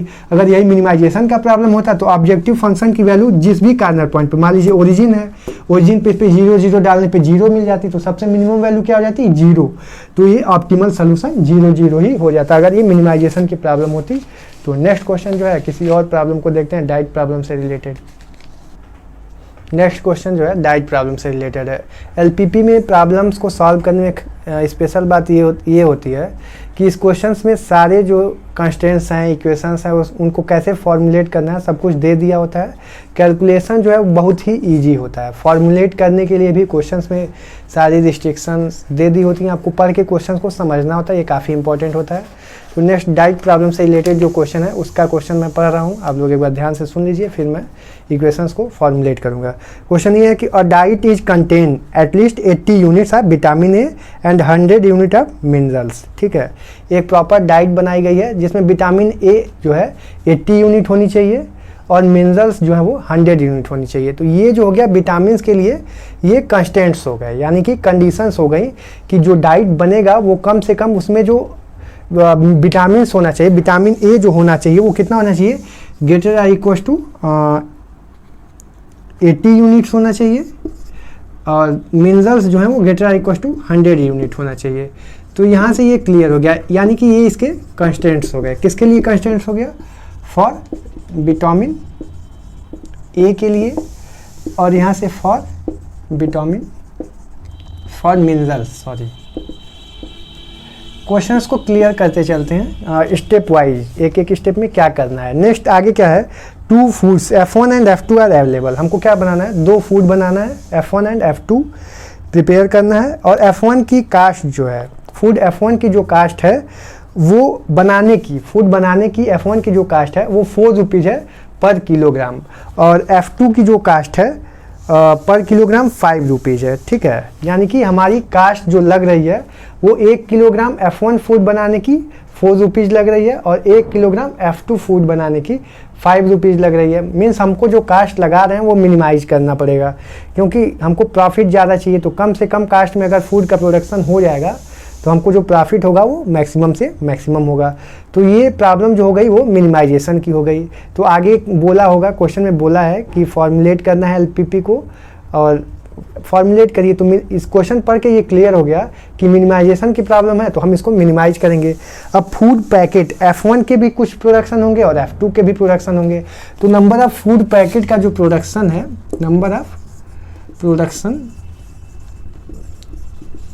ऑफ फूड F1 वो हम X मान ले रहे हैं, और number of production of food F2 वो क्या मान ले रहे हैं? Y मान ले रहे हैं। अब इसके लिए ऑब्जेक्टिव फंक्शन बनाएंगे कि इनका X और Y प्रोडक्शन करने के लिए मिनिमम हमको कितनी कास्ट लगानी पड़ेगी। तो ऑब्जेक्टिव फंक्शन हम क्या करेंगे? मिनिमम का है, मिनिमाइजेशन का है, तो minimum of z equal to, अब X का प्रोडक्शन करने के लिए 1 किलोग्राम का कितना पैसा लग रहा है? 4 रुपीज़ लग रहे हैं। फूड F1 के प्रोडक्शन के लिए 1 किलोग्राम का कितना पैसा लग रहा है? 4 रुपीज़। और प्रोडक्शन कितने पैकेट का करना है? X पैकेट का करना है, X किलोग्राम का करना है। तो टोटल पैसा कितना लगेगा? 4 × X प्लस F2 फूड के प्रोडक्शन के लिए पर किलोग्राम का कितना पैसा लग रहा है? 5 रुपीज़। और Y पैकेट का, Y किलोग्राम का प्रोडक्शन करना है, तो टोटल पैसा कितना लगेगा? 5 × Y। ये हमारा ऑब्जेक्टिव फंक्शन तैयार हो गया। अब subject to constraint, subject to constant, ये कैसे क्लियर करेंगे? तो यहाँ पे जो है विटामिन ए के लिए और मिनरल्स के लिए जो है कंडीशन दी हुई है कि विटामिन ए जो है फूड के प्रोडक्शन में जो है वो कितना होना चाहिए? 80 यूनिट से कम नहीं होना चाहिए, और मिनरल्स जो है वो 100 यूनिट से कम नहीं होना चाहिए। तो ये भी ध्यान रखना है, सब्जेक्ट टू कंस्टेंट्स जो है। अब आगे क्या दिया हुआ है इसको देखने की ज़रूरत है।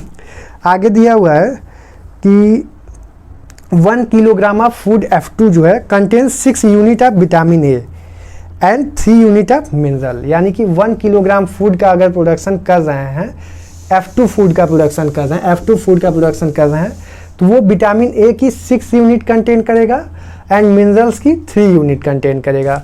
एंड दूसरा जो है कि अगर 1 किलोग्राम F1 फूड का जो है प्रोडक्शन कर रहे हैं, तो वो 3 यूनिट जो है विटामिन ए कंटेन करेगा और 4 यूनिट मिनरल कंटेन करेगा। तो अब देखिए कि विटामिन ए के लिए जो कंडीशन होगी वो क्या होगी? तो विटामिन ए जो है वो किस में यूज कर सकते हैं? फूड F1 में भी यूज करना है और फूड F2 में भी यूज करना है, और कम से कम कितना करना है? 80 यूनिट करना है। तो F1 में जो है F1 का प्रोडक्शन कितना हो रहा है? X packet. ठीक है, तो F1 फूड के लिए विटामिन ए कितने यूनिट का प्रोडक्शन करेगा? 3 यूनिट कंटेन करेगा। तो ये क्या हो जाएगा? 3 × X हो जाएगा। क्यों? क्योंकि F1 फूड में X पैकेट का प्रोडक्शन हो रहा है, और F1 फूड के प्रोडक्शन में 1 किलोग्राम के प्रोडक्शन में जो है 3 यूनिट कंटेन कर रहा है विटामिन ए।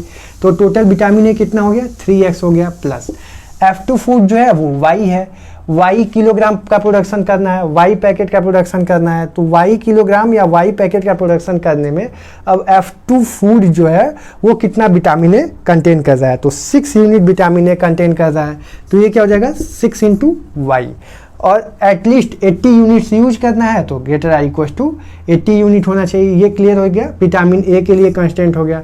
अब दूसरा कंस्टेंट जो है मिनरल्स के लिए है, तो फूड F2 और फूड F1, तो यहाँ पे X और Y तो होना ही होना है, कंपलसरी है। अब देखिए कि F1 में फूड जो है, फूड X1 का के पैकेट में कितना यूनिट विटामिन मिनरल कंटेन कर रहा है, और F2 फूड में कितना यूनिट मिनरल कंटेन कर रहा है। तो F2 फूड में जो है जो मिनरल कंटेन कर रहा है वो कितना कर रहा है? 3 यूनिट मिनरल कंटेन कर रहा है। ठीक है, F2 फूड में जो मिनरल कंटेन कर रहा है वो कितना कर रहा है?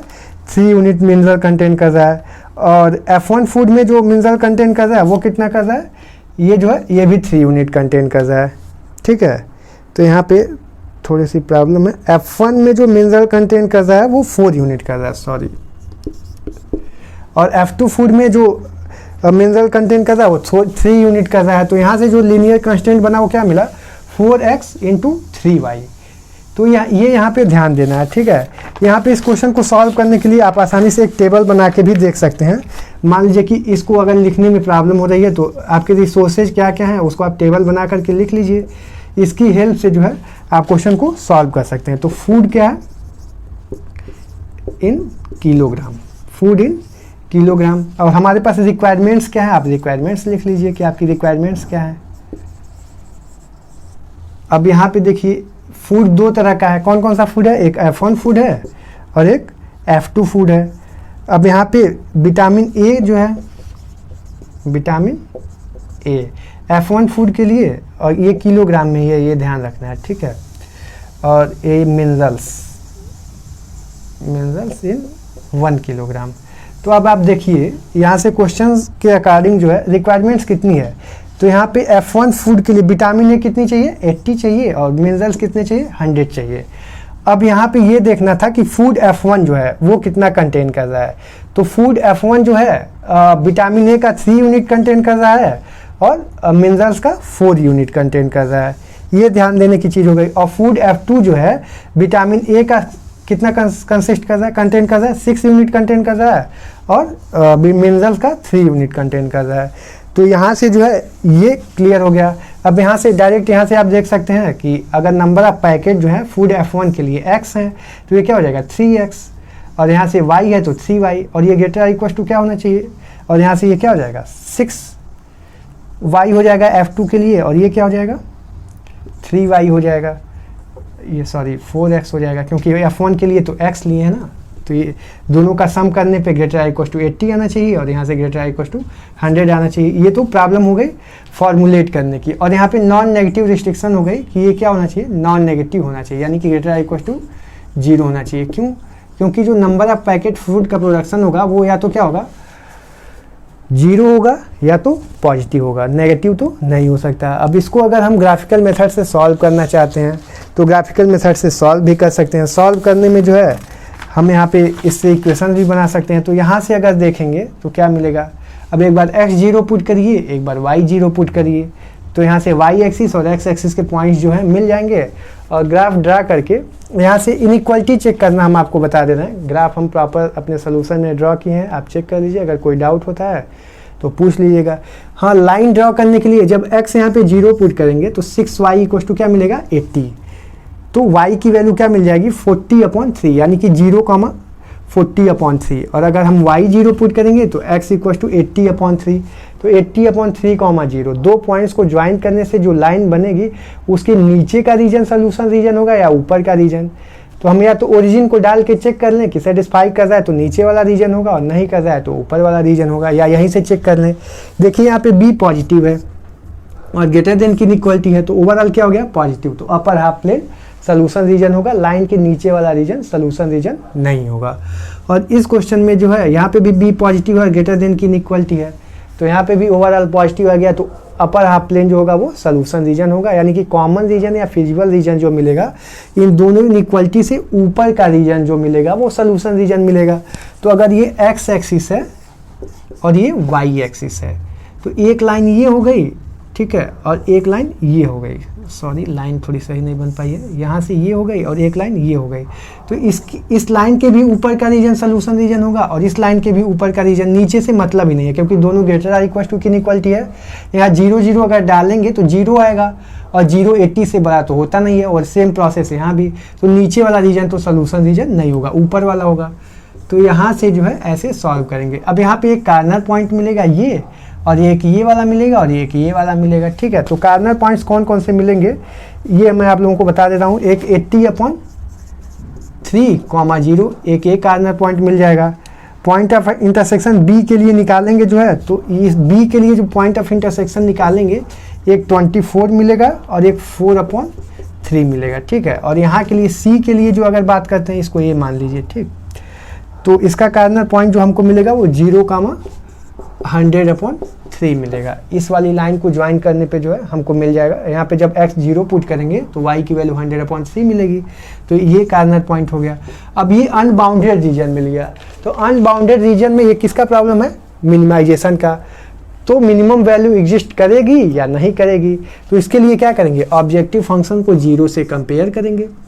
0 से कंपेयर करके ओरिजिन से पास होने वाली क्या करेंगे? एक डॉटेड लाइन ड्रॉ करेंगे। और फिर सोल्यूशन रीजन से, मिनिमाइजेशन का प्रॉब्लम है तो सोल्यूशन रीजन से पास होने वाली इस लाइन से पैरेलल लाइन ड्रॉ करते जाएंगे और टुवर्ड्स द ओरिजिन ड्रॉ करते जाएंगे। और तब तक ड्रा करेंगे जब तक उसके एक्सट्रीम पॉइंट से वो आइसोप्राफिट लाइन ड्रा नहीं होती है। ये तो ग्रेजुएशन लेवल का हो गया। और यहाँ पे इंटरमीडिएट लेवल में जो है कार्नर पॉइंट्स, जो 3 कार्नर पॉइंट्स मिले हैं, इस पे वैल्यू डाल करके ऑब्जेक्टिव फंक्शन में और चेक कर लेंगे। ठीक है, चेक करने पे जो स्मॉलेस्ट वैल्यू मिलेगी उसको हम मिनिमम वैल्यू नहीं बोल पाएंगे। इस वजह से नहीं बोल पाएंगे क्योंकि ये अनबाउंडेड सोल्यूशन रीजन है। ठीक है, अनबाउंडेड होने के केस में हम क्या करते थे कि चेक करना पड़ता था कि मिनिमम वैल्यू एग्जिस्ट करेगी या नहीं करेगी। कर भी सकती है, नहीं भी कर सकती है। तो जब ऐसा होता है तो चेक कैसे करते हैं? हम क्या करते हैं? ऑब्जेक्टिव फंक्शन को क्या करते हैं? जो स्मॉलेस्ट वैल्यू मिली है, मिनिमाइजेशन का प्रॉब्लम है तो जो स्मॉलेस्ट वैल्यू मिली है स्मॉल m से डिनोट करते हैं, उससे लेस देन m एक ओपन हाफ प्लेन बनाएंगे। तो ये जो नीचे वाली लाइन है लगभग जहाँ से भी मिलेगी डॉटेड लाइन ड्रॉ करेंगे और देखेंगे कि उसके नीचे का रीजन है तो ये बी पॉजिटिव और लेस देन की इनइक्वालिटी है तो नीचे वाला रीजन ही होगा।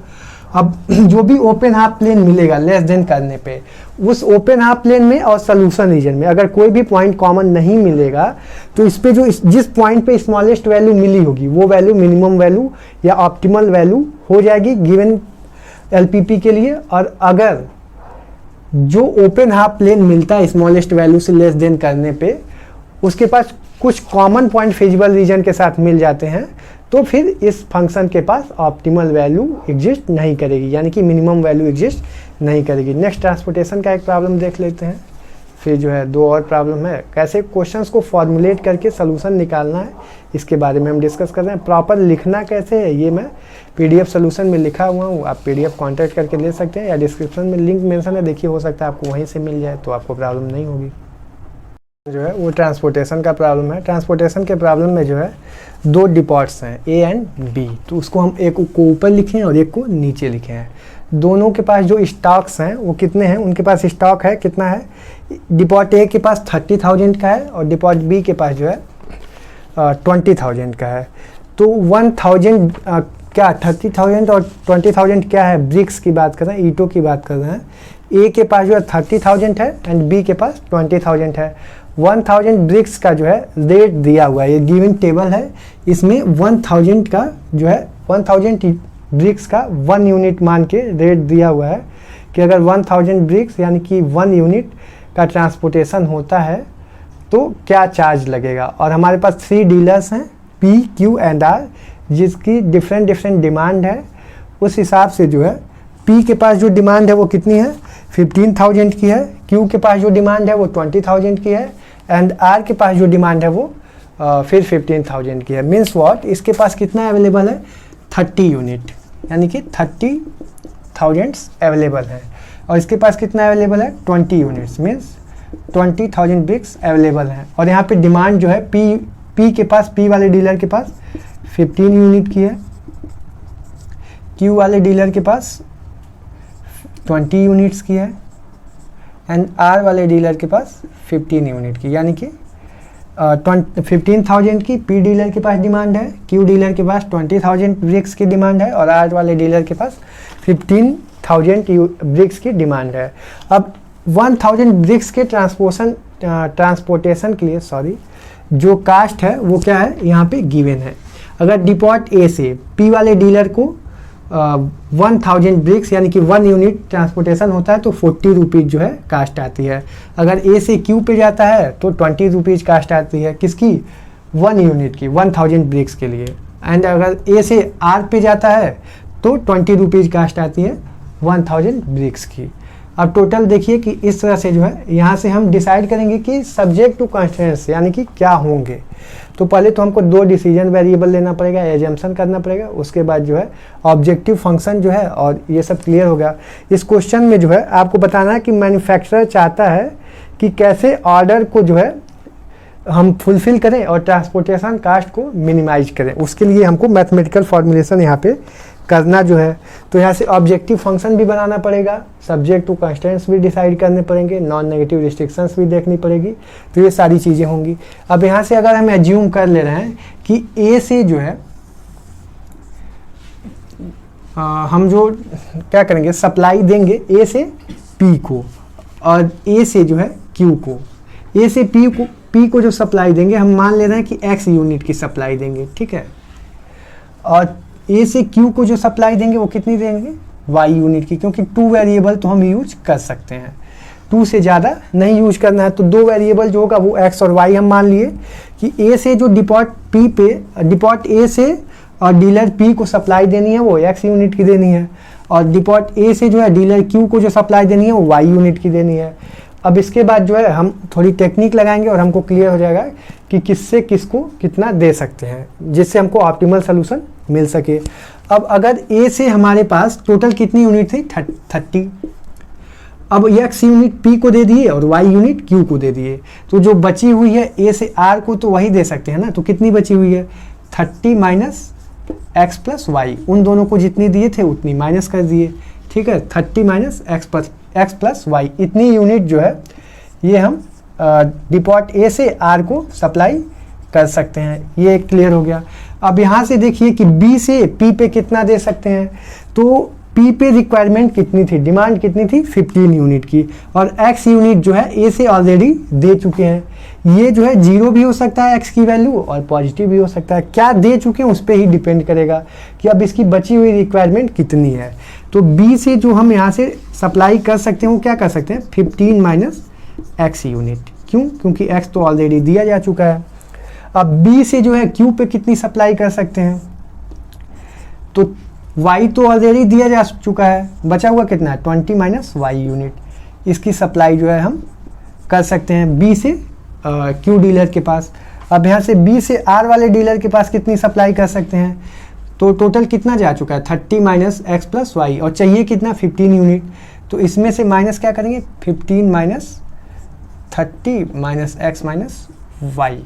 ये जो है इसको जब हम सॉल्व करेंगे तो 15 माइनस 30 क्या आ जाएगा, माइनस 15, और ये माइनस माइनस प्लस, तो एक्स प्लस वाई माइनस 15।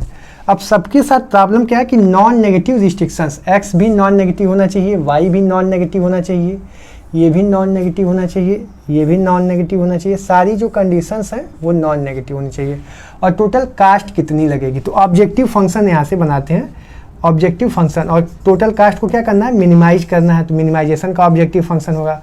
अब देखिए प्रोडक्शन के हिसाब से, सप्लाई के हिसाब से कास्ट लगेगी। ए से पी में सप्लाई कितनी करनी है, एक्स यूनिट, ए से पी की कास्ट कितनी है, 40, तो ये क्या हो जाएगा 40 इंटू एक्स, ऑब्जेक्टिव फंक्शन।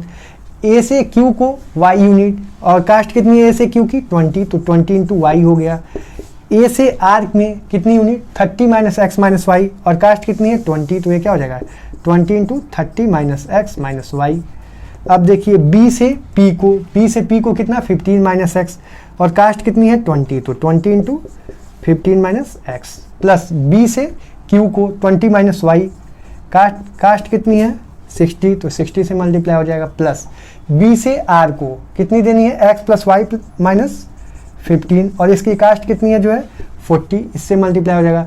सबको सिंप्लीफाई करके अगर हम प्रोडक्ट करेंगे तो हमको जो ऑब्जेक्टिव फंक्शन सिंप्लीफाई करने पे मिलेगा वो क्या मिलेगा, 40x माइनस 20y, ठीक है, प्लस 1500।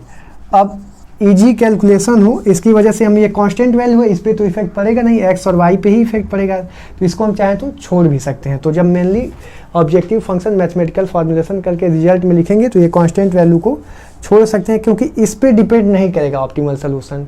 जो भी ऑप्टिमल सोल्यूशन आएगा वो एक्स और वाई की वैल्यू पे डिपेंड करेगा, इस कांस्टेंट पे डिपेंड नहीं करेगा। ये हम ले भी सकते हैं, नहीं भी ले सकते हैं। तो ईजियर कैलकुलेशन के लिए कांस्टेंट को छोड़ भी देते हैं, उससे कोई इशू नहीं होता है। तो वैसे ऑब्जेक्टिव फंक्शन हुआ क्या, minimisation of z equal to this value, इसको हम छोड़ सकते हैं, कोई प्रॉब्लम नहीं। अब सब्जेक्ट टू कंस्ट्रेंट्स, पहले तो एक्स और वाई नॉन नेगेटिव रिस्ट्रिक्शंस हो गई, इसके लिए x greater equal to 0, y greater equal to 0।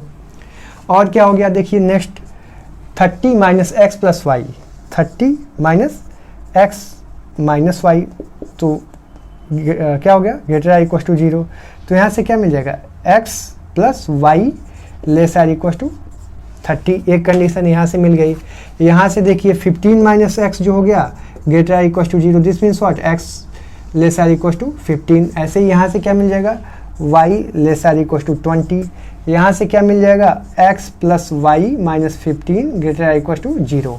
ये 1 2 3 4 5 और ये 6 सब्जेक्ट टू कंस्ट्रेंट्स मिल गया। इसके साथ जो है अब क्या करेंगे, सोल्यूशन रीजन फाइंड आउट करेंगे। तो सारी इनइक्वालिटीज की हेल्प लेते हुए कॉमन रीजन फाइंड आउट करेंगे, जो कि सोल्यूशन रीजन फेजिबल रीजन होगा। फिर अगर अनबाउंडेड रीजन आता है तो क्या करेंगे, या बाउंडेड रीजन आता है तो क्या करेंगे। ग्रेजुएशन लेवल में तो आइसोप्राफिट लाइन ड्रॉ करते हैं, और यहाँ पे इंटरमीडिएट लेवल में कार्नर पॉइंट मेथड से जो है ऑब्जेक्टिव फंक्शन में वैल्यू डाल के और चेक करते हैं कि मिनिमम वैल्यू मिल रही है या लार्जेस्ट वैल्यू क्या है और स्मॉलेस्ट वैल्यू क्या है। अगर मिनिमाइजेशन का प्रॉब्लम है, चूँकि ट्रांसपोर्टेशन कास्ट जो है मिनिमाइज करनी है, तो हम क्या करेंगे, मिनिमाइज करने के लिए जो है स्मॉलेस्ट वैल्यू को चेक करेंगे। अनबाउंडेड है, स्मॉलेस्ट वैल्यू के लिए अगर बाउंडेड है तो वही मिनिमम वैल्यू हो जाएगी, अनबाउंडेड है तो फिर ऑब्जेक्टिव फंक्शन को 0 से कंपेयर करके ओरिजिन से पास होने वाली डॉटेड लाइन ड्रॉ करते हैं, फिर आइसोप्राफिट लाइन के थ्रू चेक करते हैं, वो भी एक तरीका है। या फिर जो है चेक करते हैं कि जो हमको 0 से कंपेयर करके या वो उस स्मॉलेस्ट वैल्यू से कंपेयर करके ऑब्जेक्टिव फंक्शन से ओपन हाफ प्लेन मिल रहा है, वो open half plane common region या सोल्यूशन रीजन के साथ कोई भी कॉमन पॉइंट रख रहा है या नहीं रख रहा है। अगर नहीं रख रहा है तो वो स्मॉलेस्ट वैल्यू जो है वो मिनिमम वैल्यू इस ऑब्जेक्टिव फंक्शन की होगी, और वही पॉइंट जो है ऑप्टिमल सोल्यूशन होगा, वही वैल्यू ऑप्टिमल सोल्यूशन के लिए ऑप्टिमल वैल्यू होगी। और अगर ऐसा नहीं होता है, कुछ पॉइंट्स कॉमन मिल जाते हैं, तो ऑप्टिमल वैल्यू एग्जिस्ट नहीं करेगी। नेक्स्ट जो है 2 और प्रॉब्लम है जो है मैथमेटिकली फॉर्मुलेट करना ही है, जो कि मैं अपने PDF सोल्यूशन में भी किया हूँ। अगर आपको कोई डाउट होता है तो आप पूछ भी सकते हैं। और जो है एक और प्रॉब्लम है कि ग्राफिकल मेथड से क्वेश्चन सॉल्व करने के बारे में मैं प्रॉपर क्वेश्चन सॉल्व किया हूँ, तो उसको आप लोग देख सकते हैं। टेक्निक जितनी है 12th स्टैंडर्ड की वो मैं पूरा बता चुका हूँ। अब ग्रेजुएशन लेवल का जो है पूरी टेक्निक्स जो है step by step graphical method से आपका जो है वो गया standard form, canonical form, simplex method से, primal, dual, big M method, 2 phase method, primal से डुअल में कन्वर्ट करना, डुअल से प्राइमल में कन्वर्ट करना, ट्रांसपोर्टेशन प्रॉब्लम, असाइनमेंट प्रॉब्लम, ये लगातार जो है वीडियो लेक्चर्स की हेल्प से जो है आपको अवेलेबल कराया जाएगा। आप अपने एग्जाम की प्रिपरेशन करिए। आप